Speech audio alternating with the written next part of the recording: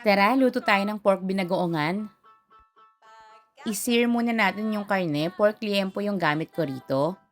Hindi na tayo naglagay pa ng kahit na anong mantika dahil maya-maya magmamantika rin po ito.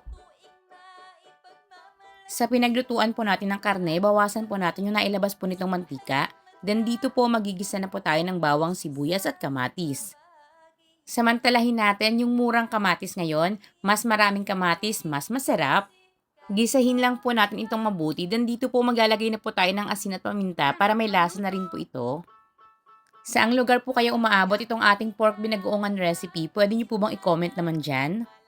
Maglagay na rin po tayo rito ng bagoong, ito po ay gisado na. Kung sakaling hilaw pa po yung bagoong na gagamitin ninyo, gisahin niyo po ito mabuti bago niyo po ibabalik yung karne na isinir niyo kanina.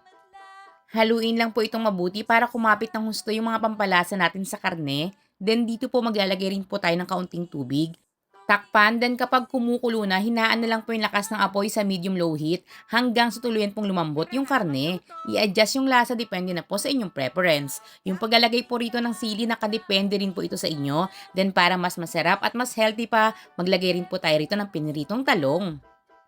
At heto na nga po yung ating pork binagoongan. Make sure lang po na kapag niluto nyo ito, huwag nyong kalimutang magsaing.